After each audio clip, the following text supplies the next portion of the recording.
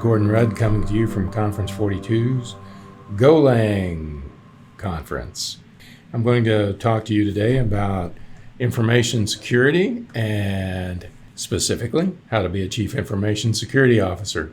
This is me. Please feel free to connect with me on any social media platform. Give me a call anytime. We're always here to help. So without further ado, we've got a lot to go through today. I'm going to make sure that we get through everything. And again, if we have any questions, connect with me on social media. I'll be happy to answer any questions you may have. We are going to talk about every CISO's first 90 days and how to achieve lasting success as a CISO. Our agenda for the day is really quite simple. You want to be a CISO? Yeah, everybody wants to be a CISO. Not everybody, but a lot of folks do. And 30, 60, 90-day plans. You're a CISO now. What should you be doing with your day? What should you be doing for your organization? How should you be conducting yourself? And what does a world-class CISO look like? And creating your roadmap for success.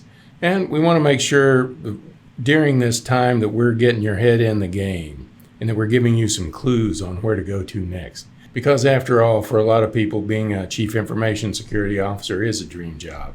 And we want to make sure that when you get that dream job, you understand what you're getting into. You are not going to be a rock star. This is a rock star. This is a CISO. CISOs spend a good deal of time being underwater. That's just the way it works. We are normally a little bit behind the curve. We're trying to anticipate everything that's going to happen. But as you might guess, anticipating what's going to happen can sometimes lead you a little astray. What I'm going to do today is give you a for sure methodology for making sure that you succeed as a Chief Information Security Officer or Chief Information Officer or Chief Technology Officer for that matter. I'm going to really begin to outline the measure, assess, plan or the MAP strategy so that you can measure what you've got in place. When you get there, when you get to the new job, you can assess the gap, figure out what's needed, and then you can simply plan the work and work the plan. It's what we all want to do. And it doesn't matter how you came to be the CISO, whether you started at the help desk and went through network administration, perhaps you were a SOC analyst, maybe even a forensic analyst, and then a CISO. It doesn't matter how we come to it. If you're going to have a great career, if you're going to succeed as a CISO, you've got to make sure that you're monitoring these 9 things all the time. The tone from the top. You've got to watch the board and the senior management team and make sure that you understand their priorities and what they perceive to be a complete information security program. You also want to look at your GRC, your governance, risk, and compliance. And you want to make sure you stay with the KISS principle. You want to make sure you keep it simple. And not necessarily for the stupid, but for the sake of simplicity. You want to make sure that you have employee ownership. The employees have to own the information security program because information security is a team sport and you're going to find that you can't do it without everybody. So let's make them owners. Let's get them involved. And we're going to solve problems, and it's not just buying new tech. A lot of times we find that organizations will want to buy a new piece of software, some new service, when they already have something on the ground that'll do it and probably meet every specification they've got. So we're also going to talk a little about finding your company's rhythm, about due diligence, collaboration, and automating everything as much as possible. Automation is your friend. One of the first things I really want you to do, if you're thinking about being a CISO, is take a moment and decide what kind of CISO are you. Are you a technical or a managerial CISO? That's a hands-on versus an executive. We've got a lot of different acronyms, 3-letter acronyms, 4-letter acronyms, or TLAs and FLAs that we're throwing around today. Technically oriented CISO, that's the one that would be the hands-on CISO. It's usually a one-man band, maybe 2 or 3 people. A policy-oriented CISO, also known as a business information security officer, that's somebody that doesn't touch the technology, that just kind of stays in the C-level and makes sure that everything's operating correctly from the strategic and tactical levels, not necessarily boots on the ground. Or are you a strategically oriented CISO? or also a strategic information security officer? Are you looking forward? Are you looking at new things and trying to figure out how to dial them into your organization? The first thing I want to make sure we're all doing is getting our head in the game. And to do that, you're going to have to measure, assess, and plan or map yourself. You're going to have to do an agonizing self-appraisal and find out where your strengths are and where your weaknesses are. You're going to have to know, what are you? Are you the information security CISO that everybody talks about that can fix anything, or are you the strategy CISO? Are you the executive CISO? You're going to have to figure out who you are. I always suggest that to do that, you start with a diagram very much like this, and you go through the who you are, where you're going, how you're going to get there, what actions you're going to take, and how to evaluate and review everything that's going on. Those are stages that will do you well. They will serve you well if you use SMART goals and objectives: specific, measurable, attainable, realistic, and time-bound. The evaluate and review that we see over here, this evaluate and review, that is absolutely part of the process. Put times on the different activities that you feel you have to make yourself a better executive. And when you come to that time mark, reevaluate. You've got lots of things to think about as a CISO today, or as any technology executive. You've got a lot of decisions to make. I strongly suggest that you find either a coach or an accountability partner. Either one will do. You don't necessarily have to have a coach, but you need an accountability partner, somebody that you can talk to, and you can work through the process of saying, I've got these things to do, these are my timelines, and somebody just holds you accountable. And I've always found that using your boss as that accountability partner doesn't often work out the way you'd think. Because a lot of times you want to, give some reasoning why you're late, and many times the boss doesn't have an ear for that sort of thing. I want you to remember that you are running a marathon as a Chief Information Security Officer. However, that marathon is going to be run in sprints. You're going to go hard, stop and rest, go hard, stop and rest. At least we hope you get that stop and rest cycle in there. So I want to make sure you're ready for this, because it's going to be sprint, rest, until you get the whole 26.2 miles. Now, to get the job as CISO, you probably had the whole, okay, we're promoted, we're replacing somebody, candidate selection process. At any rate, as you went through all these things, you did the resume, you did the cover letter, you did the interview, you did all your research. At the interview, you should have had in your possession a 30, 60, 90-day plan that you used as a tool to tee up what you think you should be doing during your first 90 days on the job, that you can also use to find out what your supervisor, what your boss thinks you should be doing every day on the job. That's the beauty of that plan. It's a communication tool for you. And then you're going to take your plan that probably looked like a Word document, and you're going to break it down like this. You will notice that before you got there, before day one, you had a 30, 60, 90-day plan. You understood your manager's expectations. You had a copy of the org chart. You'd done your research on the industry, the company, the department, and now you're going to start measuring things. The strategic and tactical, the budget, the GRC, policy and procedure analysis, enterprise risk assessments, that sort of thing. Assets that are being managed, assets that are unmanaged, vulnerability assessments, personnel skill, access controls, interviews. Those are just a few of the things that you're going to do. You want to understand the change management process. From jump, ask what the change management process is and how information security fits into it.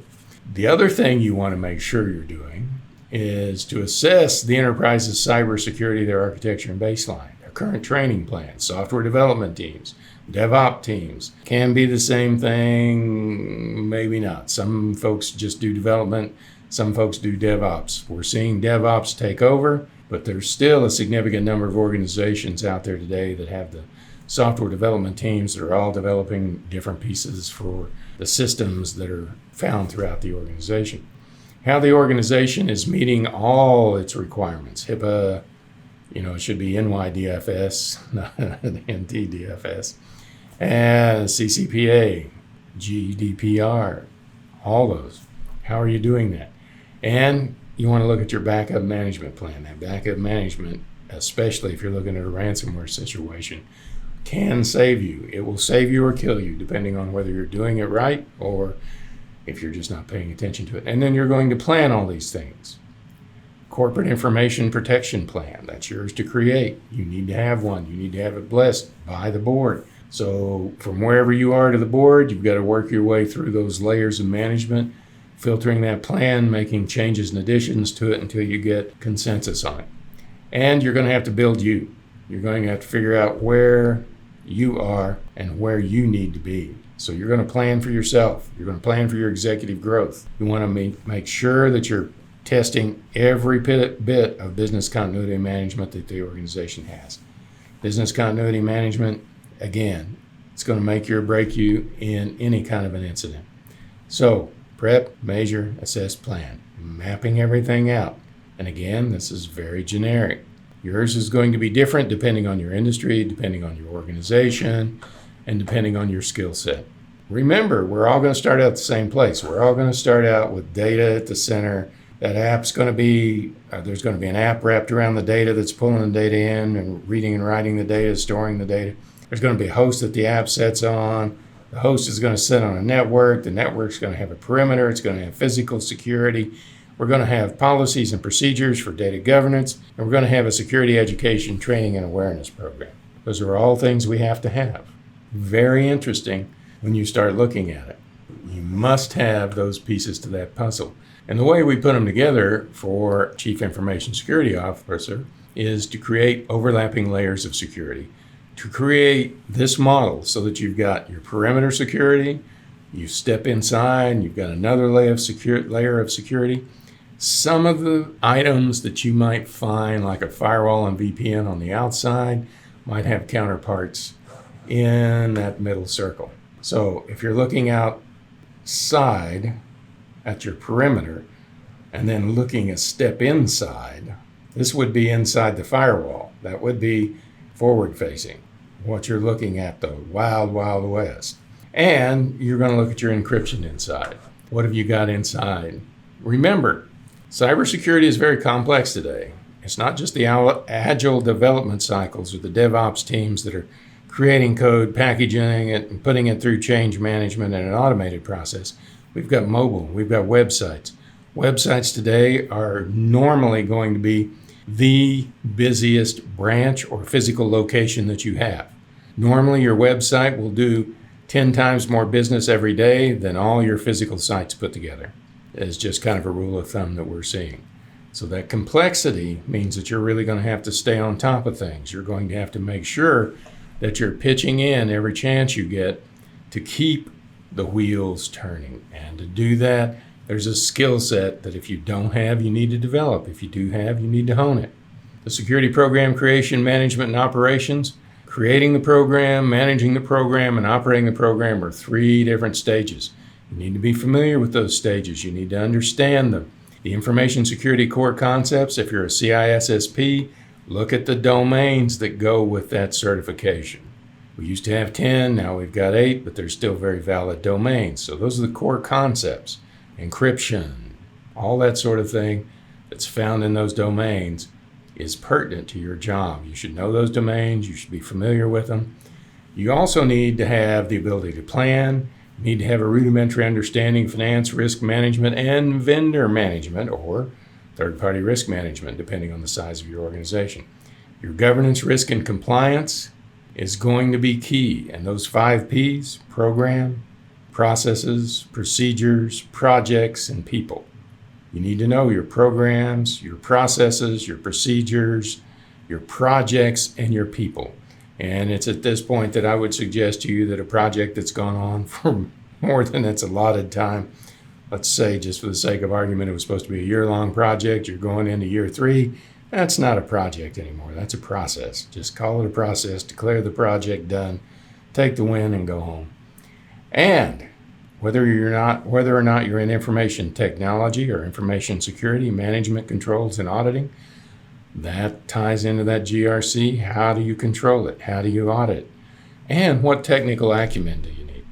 You know, if you're hands-on, CISO you're going to need to understand the technology. And then we're going to take a look at the organization itself as part of that mapping process. We're going to assess the organizational maturity and the operational readiness. And the way we're going to do that is just to use a basic CMMI model. So that we're starting down here in the initial stages where all organizations start. They're all pretty much, this is actually level 1 down here. They're all pretty much competent people using heroic efforts to keep things going, keep all the wheels spinning round and round every day. And when you move up from that, when you move up to the managed but isolated projects, you start to see basic project management. You start to see different tactics being used, but they're used inconsistently. And as you move up, you're looking at defined processes, multiple project capabilities. So all of a sudden, at level 3 here, you're going to be seeing a project portfolio. And projects across the entire organization are all going to be grouped together in one portfolio and managed as such. You get up to level 4, it's all counted. Everything's counted, quantitatively managed, quantitatively operated. Every one of those things is absolutely where you want it to be, but it's counted.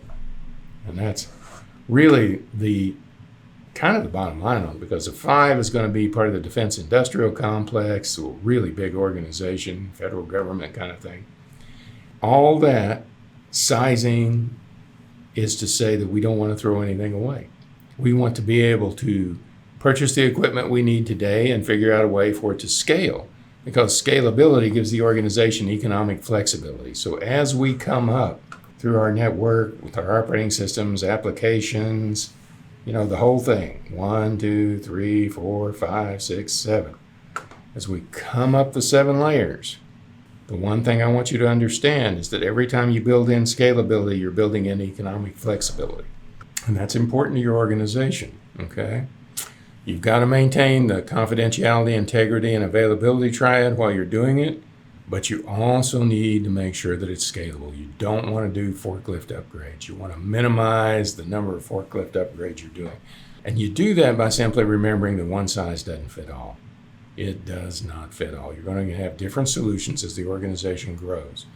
More employees an organization has, the differences in not only the infrastructure, but the information security that's involved in securing that infrastructure will change.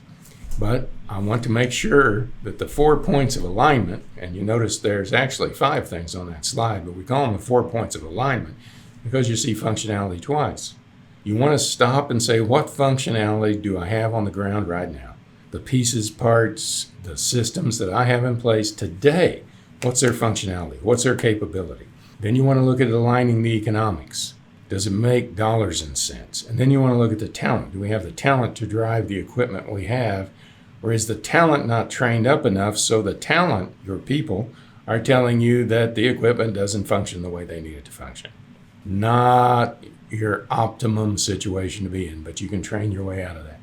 And then you want to decide, are we going to use our existing equipment or are we going to use new equipment? Whose equipment are we going to use and what's it going to look like?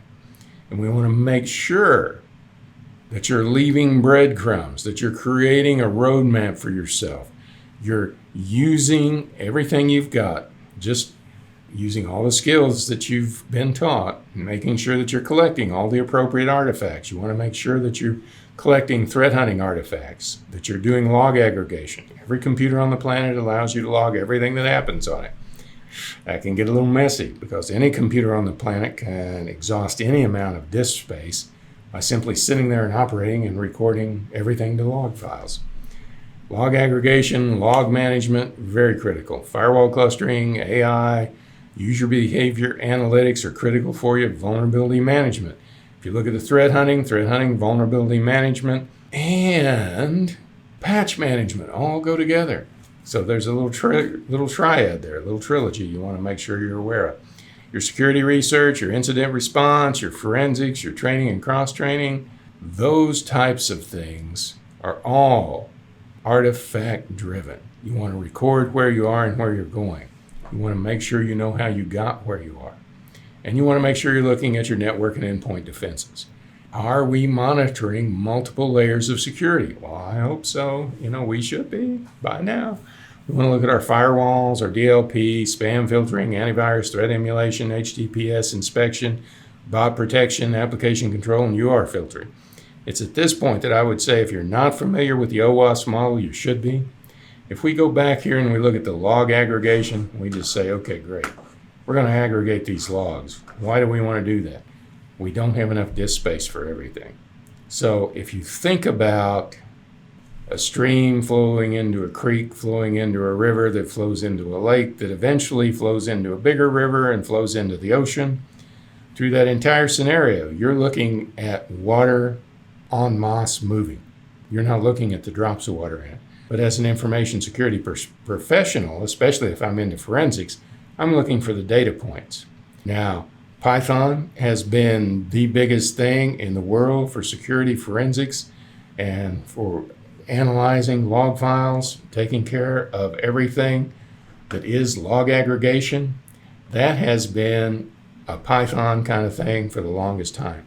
My friends that are really into forensics and investigative services are telling me, they started telling me this last year actually, that they're moving to Go because they find Go to be easier to use, quicker to learn, and you can do the same thing with less lines of code. Now, I'm not a professional Go programmer. I could best be described as kind of an amateur as a programmer. I can do a little Python, I can do a little Go, and from what I've seen of Go, I believe that it has the strength and the flexibility of a Pascal, Python, that kind of thing. But I think it's also a little easier to use. For me, it's easier for me to understand. So I'm looking at Go as becoming part of an information security professional's arsenal, a tool that they're going to have in their toolbox. And we know that all those things aren't enough because nothing's foolproof, okay? Users make mistakes, vendors make mistakes. You and I have both, or all, I guess I should say, gotten overwhelmed and we've clicked on something that we didn't look at closely. And we all know that what we don't see can kill us. So we can start a brute force attack accidentally. The detecting and evading that the bad actors do, privilege escalation, lateral movement, all those things we need to see. Protocol poisoning, something we need to watch. How do we gain insight? The AI insight. Machine learning, cluster algorithms. You may have to add staff. I like to automate where possible because when you automate it, the automation doesn't normally take the day off. It doesn't have to have a vacation, doesn't have to have a child's recital or a sick spouse. Those are all things that happen in life. If you're doing anything with a human, the humans that you've got are going to have the same problems all humans have. Nothing wrong with that. Just acknowledge it and say, hey, people are just not going to be showing up every day for work like you'd like, and that's okay. They're people. That AI inside will give you the view you need. So if you look at the behavioral analytics and you learn what your network traffic looks like, which, to bake it in is going to take 6 to 9 months. And, if the salesperson says it's shorter than that, you want to look at them kind of funny because I'm seeing more AI installs simply because we're getting a lot more sophisticated at installing them and tuning them up out of the crate. A lot more AI installs are taking 9 to 12 months to actually normalize. And by that, I mean to ferret out all the false positives and false negatives and to actually be useful for exposing intruders and seeing those individual drops of water that are flowing around inside. So we always want to use that. We want to make sure that we're letting it scan the networks and detect new devices and that we're doing it in a controlled fashion. You're going to be, when you first get your first AI tool, you're going to turn on and see what's on the whole network. Well, that's the wrong answer because that'll probably cause enough network traffic that for all intents and purposes, your average user is going to think that the network's down.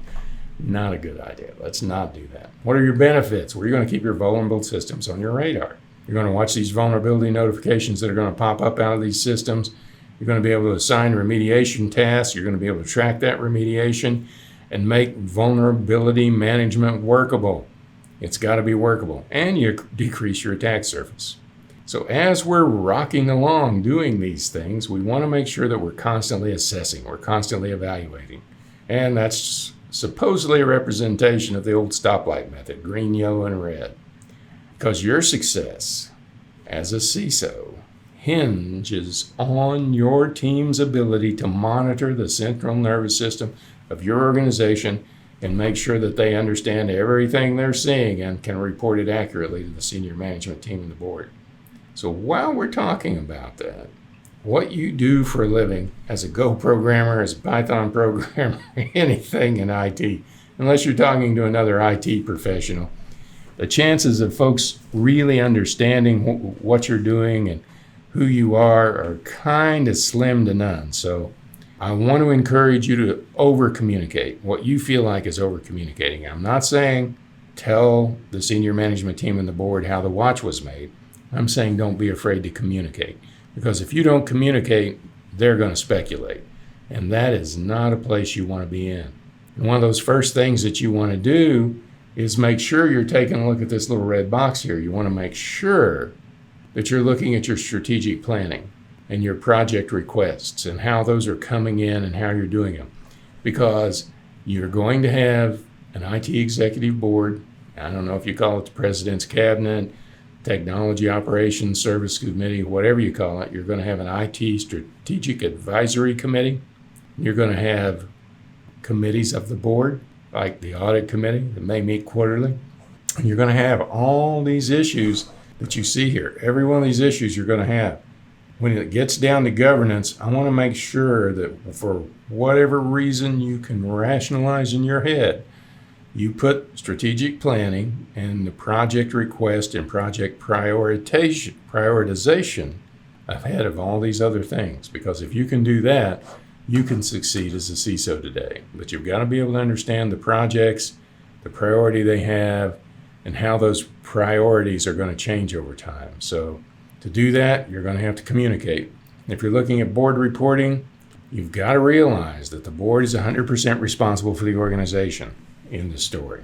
The board governs the organization, not the senior management team, but the board. Members of the senior management team may have a seat on the board. That happens. Some will, some won't.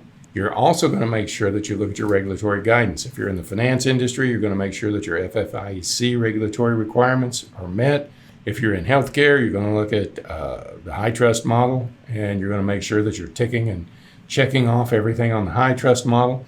You always want that tone from the top, from the board and the senior management team. And you're going to find every industry that has a regulatory body behind it is going to want the board to be involved. And they're going to want you to be able to prove the board's involved. So how are we going to do that? Well, boards today, even a small to medium-sized organization, may have as many as 700 to 1,000 pages that they're supposed to read every month for a board meeting. Well, now, every board that I've ever been on, the week before the board meeting, they'll give you a board packet. And basically, they give you an iPad today, and you log into a website, and the board packet is all online. You've got 800 pages online, you've got a week to read it, and oh, by the way, you've still got a day job. It's going to be tough. So you want to make sure that you set up a frequency of reporting so you're not inundating the board or the senior management team. The board needs to have at least an annual report, should probably have quarterly reports and an annual summary, at least your governance, risk, and compliance, your compliance committee, risk management committee, technology services committee, that sort of thing. You want to report to them every month, every time they meet. Committees of the board, like the audit committee, may meet quarterly. You want to report to them quarterly. And you want to make sure that you dial in the board, the senior management, and your key stakeholders when you're designing this reporting framework so that they're up to speed on the frequency and the content of the report so they know what to expect. That's good for you. Surprising them, not good for you. Letting them know what you're going to do and how to do it before you do it gives them an opportunity to put their thumbprint on it if they so choose. Always a good idea to give senior management and the board an opportunity to dial you into what their expectations are. Cybersecurity board reports should include a total inventory of everything you're managing. Your status when it comes to threats, vulnerability, and patch management, how that's working. Is it working? Is something broken? The organization's risk assessments. Now, cybersecurity, IT does risk assessments. You should do a risk assessment on every new piece of equipment you get, every new product, every new service.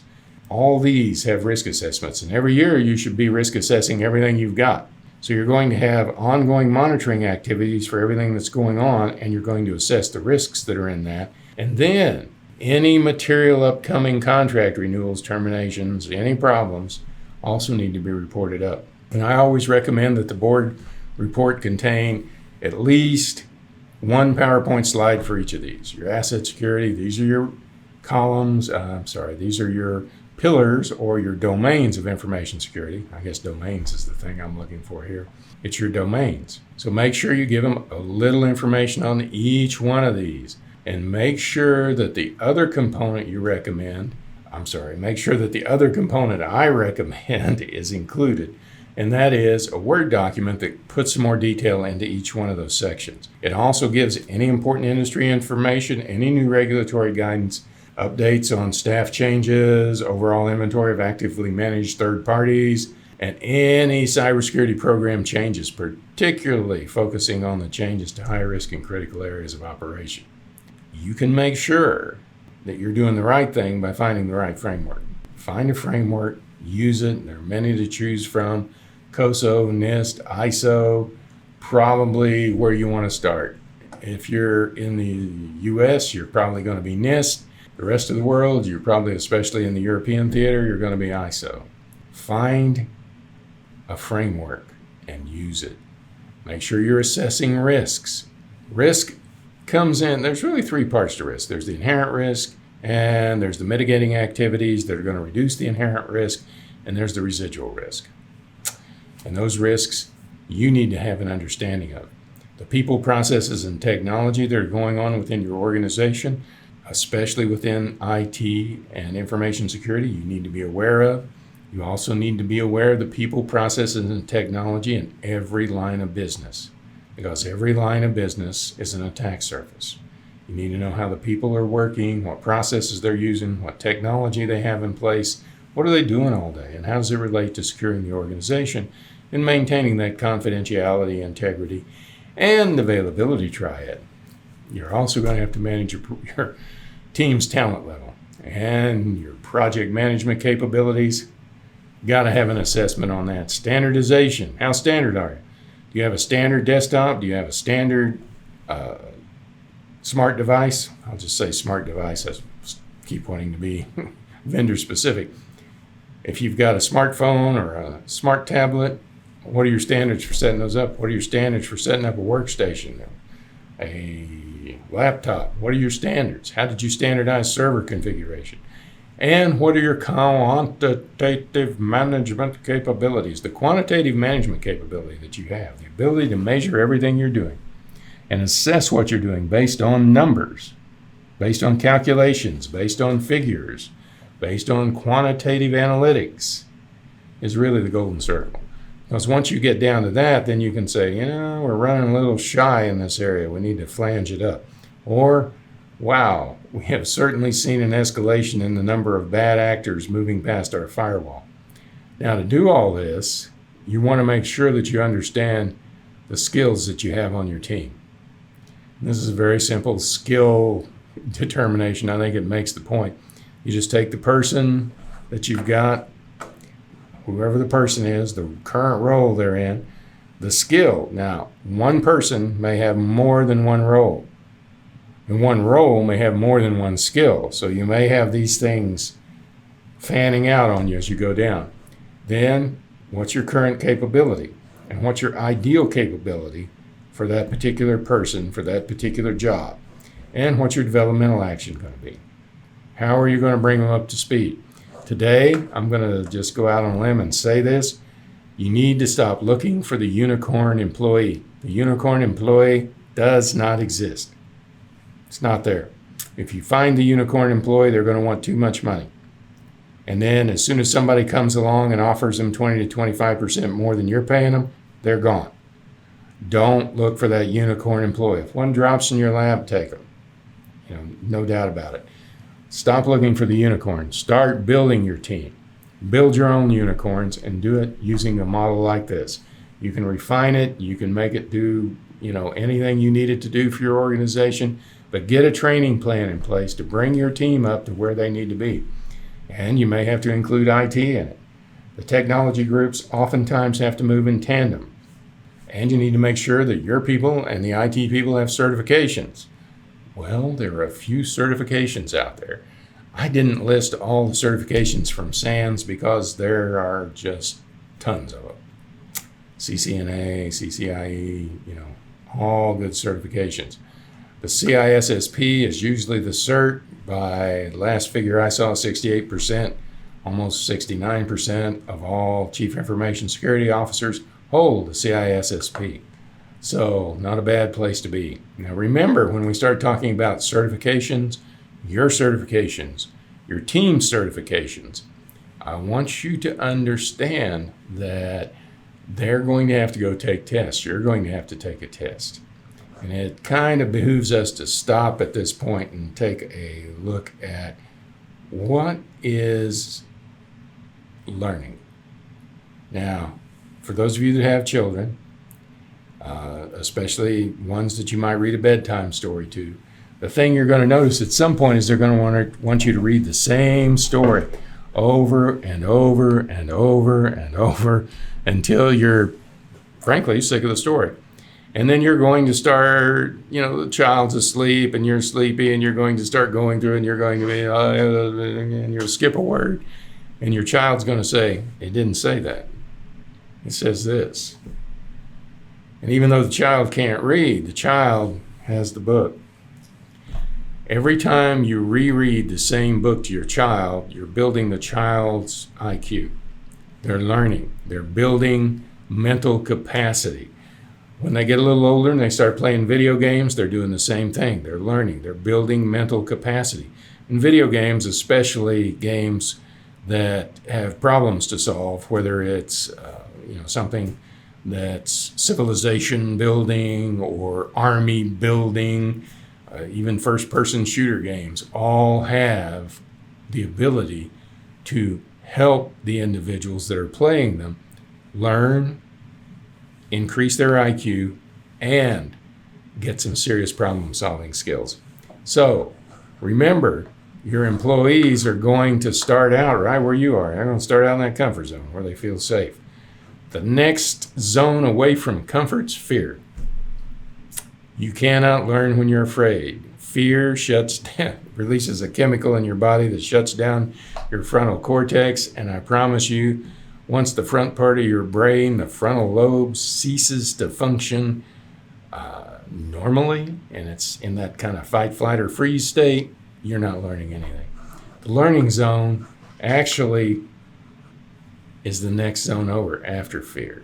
And the growth zone actually happens after the learning zone, where you know the material enough that you can actually apply it, and you can see how it works.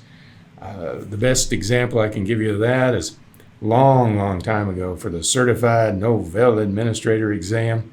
I'd been a Novell Administrator for 4 or 5 years before I ever took the exam. And they had this, hey, if you do this, we'll give you a free exam ticket. So our organization punched the first ticket. We got a free exam. I went and took the exam, passed it, and never really studied for it. But then I had worked with Novell long enough that I was not in the fear zone or in the comfort zone or even the learning zone. You could ask me how to do anything after working with it for 5 years, and I could tell you. So I was at that point in a growth zone looking to get better, not in the comfort zone, not in the fear zone, and not in the learning zone. Remember, match your frameworks to your industry and to your organization, and make sure that as you're pulling up certifications and saying, yeah, it'd be great if we had one of those, make sure that that certification fits with the framework. Certification must fit with framework. There are TOGAF certifications, ZACMANs, ISOs, ITILs, COSO's got a cert, NIST, CFS. And I'm sure there's a cert out there somewhere for it. I don't know off the top of my head where it is, but I'll bet somebody's providing it. And you should have a clock in your head. constantly running. I like to justify the technology that I have on the ground that I'm currently using every 18 months. And 18 months isn't something that's, it isn't arbitrary. That's what I'm trying to say. 18 months isn't arbitrary. Moore's law says that every 32 months, the power of the technology that we're using doubles. So if you've got technology that's been on the ground for 32 months or more, it's probably time to upgrade it, because the power that you can get in that same equipment today is going to be at least double what it was 36 months ago. Well, that's all great, especially, Moore's law is a little old now. Today, about every 18 months, the power of the technology doubles. So you want to make sure that you train yourself and your teams to justify that technology. And by that, I mean to take a look at it and say, is there anything better out there? If you're looking at firewalls and you're looking at the big players, the Junipers, the Ciscos, the Checkpoints, the Palo Altos, you're looking at those. If you've got one, let's say for the sake of argument, you're a Cisco, every 18 months, your team needs to come back and say, yeah, Cisco's still the best answer for us. And you want to make sure that you're training. Every 3 months, I like my technology teams to train for 5 days every 3 months. That doesn't necessarily mean they have to go away. They may sit at their desk or stay home or do something that's, self-paced learning. But every 3 months, they need to train for 5 days. And we need to train more than one person to do every particular thing. The old saying, 2 is 1 and 1 is none, is very real. Make sure that you've got more than one person trained to do everything. You need at least 2 firewall drivers, at least 2 network security administrators, at least 2 forensic experts. Now, if you have, let's say, 2 forensic experts, you know that both of them aren't going to have the exact same skills. One of them is going to be a little ahead of the other one, and that's okay. Figure out a way to challenge them so that they keep one up on the other one and keep learning and keep raising the bar for each other. Look at your framework adjustments. Frameworks get adjusted, about every month anymore. There's a release that says ISO or NIST is considering changing some framework somewhere, which means that down the line, that framework is going to get adjusted. You need to track those adjustments and say, okay, what's NIST thinking? What's ISO thinking? Where might this go? How should our organization react to it?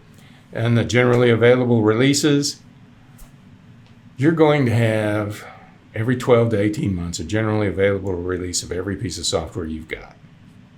Okay?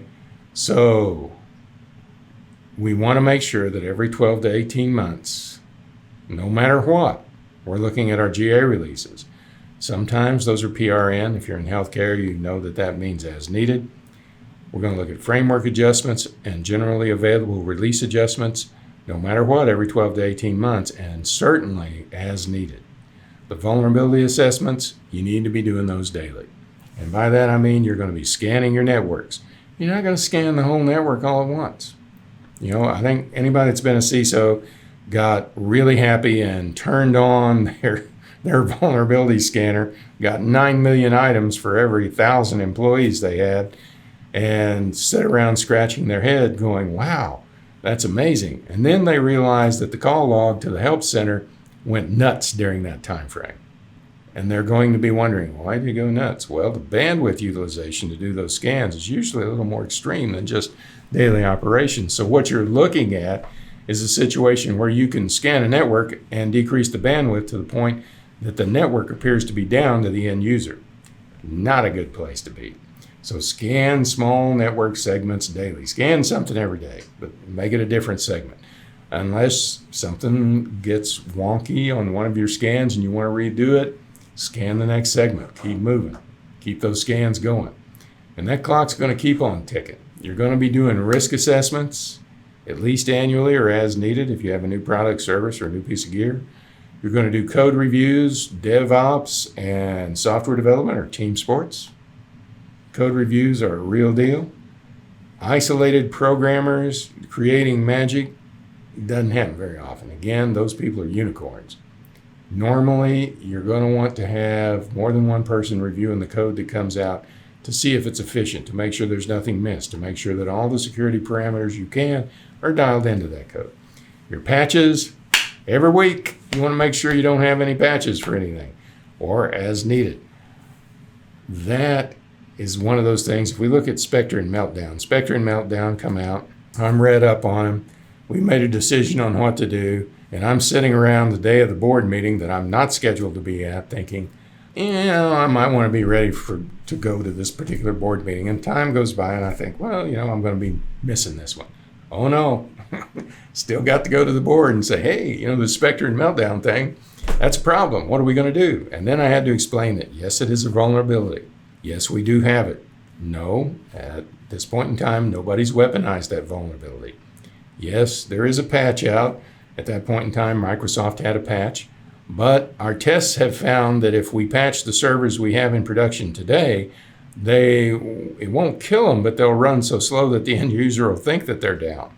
So that's not something we can do. We're going to have to trust our perimeter security, trust our behavior analytics, and make sure that we're watching our log aggregation and the AI inside is tuned up and telling us what's going on. Because we really don't want to patch Spectre and Meltdown right now. And I think everybody went through the same kind of thing, and they're all, all the people that I know in information security are going, we're going to have to wait for a new generation of processors before we can do anything with it, which, that sort of thing happens from time to time. And you're going to find things like the SolarWinds utilization of a software repository didn't go exactly like they thought it would. Those kind of things are going to happen. There's just no way around it. What you want to make sure you do is have your business continuity management in place so that you have a place to back up, back off, and make sure that everything you're doing can be restored. System configuration always happens pre-production. You never put a system in and produce it. And the roadmap that you're going to have for cybersecurity for any organization better include these 9 items. Your security education, training, and awareness program. Who are your stakeholders? Who are they? Well, senior management, the board, heads of the lines of business, and anybody else that might be a key player for you. Watch your numbers. Watch your budget numbers, your number of employees, your burn rate. Burn rate is a term that you're going to hear venture capitalists use. Burn rate simply means what does it cost to keep the doors open every day. So for your information security program, you should be able to tell your senior management team, your board of directors, anybody that asks, this is our burn rate. It costs us this much every day or this much every month to keep information security going. You should know that number. You should also be able to show what the organization's getting for that number. And know your 4 Ps or your 5 Ps, depending on how you look at them. Your policies, your procedures, your processes, your projects, all those 4 things make up a program. So programs, policies, procedures, processes, and projects, you got to know them. What's your security architecture? Are you too tall? If you're too tall, too hierarchical, you're not going to be able to shut down segments efficiently without downing, entire work groups that you don't intend to down. You want your network to be as flat and as horizontal as possible. So if you do have something that happens to one network segment, let's say ransomware happens. If that happens, then you can close that segment down. You can isolate it. You can do your forensics on it. You can maintain your chain of custody on it, and you can handle the problem without it affecting the rest of your network, the rest of your plant. Make sure that your assets have been identified, business continuity planning, disaster recovery planning. You got to have it. You got to understand it. You got to understand your recovery time objective, your recovery point objective, and your maximum allowable downtime. The business impact analysis is the tool that you should, if you're not involved in it, you should get involved in it. Because the BIA, the business impact analysis, will rank every process in the entire organization for every line of business, and then it'll tell the IT folks, this is the most important process. That gives them the ability to say that process runs on that system, so that's the most important system we've got. We need to make sure that it either doesn't go down or can come back up within our recovery point objectives, recovery time objectives, and certainly within the maximum allowable downtime. Training. Train. I think we made the point on training. If we haven't, give me a call. We'll talk about it. The 5 areas where successful CISOs excel. Well, CISOs are usually smart, but they're also emotionally smart. They also have their emotions in check, so their IQ and their EIQ are in line. They have the ability to communicate. They have the ability to talk to the board of directors, the senior management team, a line of business, or an audience such as yourselves. And they have technical kung fu instead of Krav Maga. If you know anything about martial arts, you understand that kung fu is a very elegant art form. Krav Maga is extraordinarily brutal. You really want to strive for technical kung fu versus Krav Maga. Now, we've all thrown stuff together to get it running in the middle of the night. And, at 9 o'clock in the morning, you're going, darn, we were up all night and we've got this cobbled together and we still got 72 things we need to do to make it stable. We've all been there. But as much as possible, work your way out of that and get back to the elegance that you know your technology should have. High performance team building. Every successful C-level anybody, doesn't matter if it's a chief financial officer, chief operating officer, chief information officer, chief technology officer, chief information officer, or chief information security officer, has the ability to put high performance teams together. If they don't, I'd suggest that the board needs to find somebody else. The third party risk management, gotta do it. You got to understand how to handle third-party risk today, because your vendor's vendor could be the Achilles heel in your organization. If you're not doing third-party risk management, you're not doing it correctly, you're never going to find that out. Again, what you don't see, what you don't know can kill you. And remember, you're always going to be measuring, assessing, and planning. You're always going to be going through this loop. Measure it, assess it, it's a gap assessment. And then what's the plan to close the gap? Very simple stuff. Measure, assess, plan. Map the information security department, the people in it, and the organization it serves. Sounds simple. It'll take you a little time, but it's very insightful. It's a very insightful task or set of tasks. Very insightful project. Let's call it what it is. It's a project. And we want to make sure that we're developing organizational specific tools to accurately determine the capabilities and operational readiness of the department. My big tell on operational readiness when we work with clients or somebody comes to me and says, I think I'm good to go. You want to take a walkthrough with me? The first question I ask them is, well, show me your SOC, your Security Operations Center. They may say, well, we don't have a SOC, we've got a NOC. It's like, well, a NOC's job isn't exactly the same as a SOC. Network operating centers and security operating centers do have overlap. Not the same. A good SOC should have the ability to manipulate network segments and perform some exhaustive forensics from the SOC. I would submit that a network operating center doesn't have a need to do that. Sometimes, I get a little blowback on that, but for the most part, the C-level people that I work with really understand that. You want to make sure that you've got a security operations center because it's going to be doing a set of tasks with a set of tools that are different from what the technology folks, the IT folks are doing. And you want to make sure that you're creating the people, processes, and technology roadmaps for your entire information security department. You're going to measure the department, the people, the organization it serves, and you're going to assess same department, people, organization, over and over again. We're going to do this. And then you're going to plan. Same thing for this department, for the people, and for the organization. That you're going to create that information security plan for your entire organization. You're looking at that team. You're looking at your information technology team. You're looking at your third parties. You're assessing them. You're making sure that they understand that you're going to plan the work and work the plan, that you've got a strategic plan and you've got some tactical plans. You need to share those. That's where your communication or speculation comes in. What is your strategy? What are your tactics? That should not be something that's a secret. If it's a secret with a closely held group, well, it's not a plan. Plans are something you can lay out on the table and show everybody, this is where we're going, this is how we're doing it, this is what it looks like. Please feel free to come on down and do whatever you want. And you're going to measure your progress against your plan. Plans have to have a timeline on them. And as Elon Musk said, if you allow a project to take a month, it'll take a month. If you allow it to take a week, it'll take a week. Same project. He's right. You've got to measure your progress. Put a timeline on it that's realistic and measure the progress against it. Demonstrate your program's effectiveness. Demonstrate the process effectiveness that you have within your program, and demonstrate the level of security that you have to your senior management team, the heads of the lines of business, and your board of directors. And make sure that you constantly are measuring, assessing, and planning your industry, your organization's life cycle position within the industry. You're always looking at the industry expanding or contracting.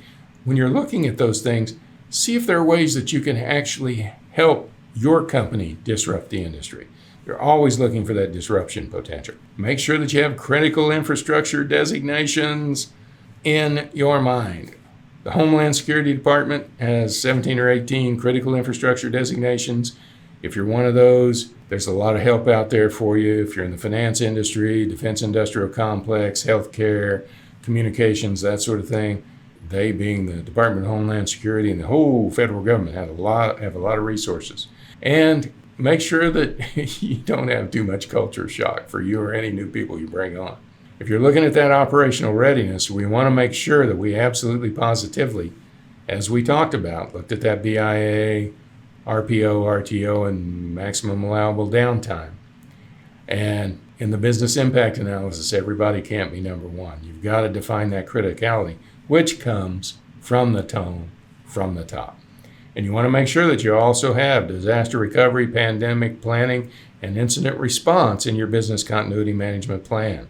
And you want to make sure that you understand disaster recovery only recovers three things. We recover people, facilities, and systems. We recover them in that order. And the reason we do it is because if we don't have people, we don't need facilities. If we don't have people or facilities, we certainly don't need systems.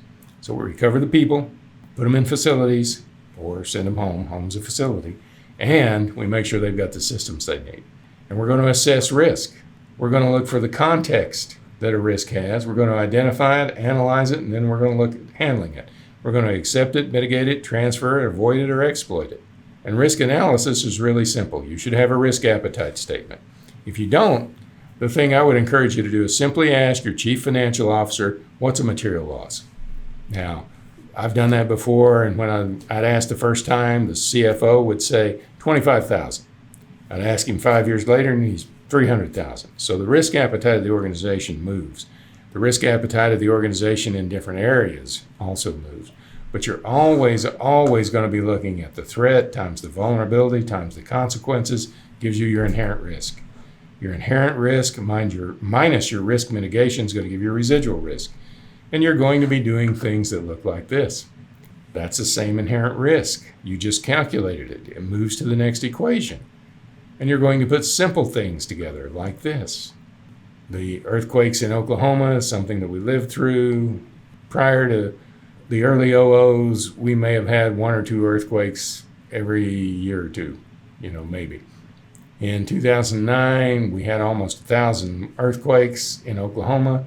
Virtually every square mile of Oklahoma had an earthquake in it. So while the probability pre-2009 was close to 1, it wasn't 0, but it was close to 1, the probability during 2009 was close to 100%. So those risks are going to change. And you're going to be doing risk assessments that are going to look like this. And of course, this is online for you to go back and look at later. And you're going to expand them to look like this. And these are the risk assessments that you need to be doing. And you need to be aware of change management and how change management differs from the Internet of Things all the way through the SDLC. DevOps has a change management style that's different. Agile has a change management style that's different. You need to understand those and adapt to them. Now, how do you adapt since we really have no logical alternative? Well, you look at your hard skills and your soft skills. You look at your comfort zone. And then you always surround yourself with smarter people. They're going to help you figure out alternatives, logical alternatives, alternatives that will work in your environment. And that's really what you want. You want to make sure that you can do exactly what you're planning. You want to be able to measure your skills with a skill matrix. Your EIQ, you can use a Myers-Briggs, you can use a DISC assessment, you can use True Colors, any of those. Don't just do it for you, do it for your entire team. It will help you put together a better team. Look at your risk appetite, look at your obsolescence. What is your end of life looking like for every piece of equipment you've got? Your team's composition, what are their hard skills? What are their soft skills? Where do they need help? or do they need to be trained up? Be willing to invest in your team. Get them certifications, get them more than one. There's always, same certification slide, always a way to do it, always a way to make it happen, even if it's lunch and learns. And remember, not everybody can get all the way over to the growth zone. A lot of people are stuck in comfort. They hit that fear zone when we start talking about certs. To get them over it, you've got to get them through the learning zone. And that's repetition, repetition, repetition, repetition. And let's have a few final thoughts here since we're running a little long. I always like to make sure that the wire is done right up front, that your network infrastructure is perfect.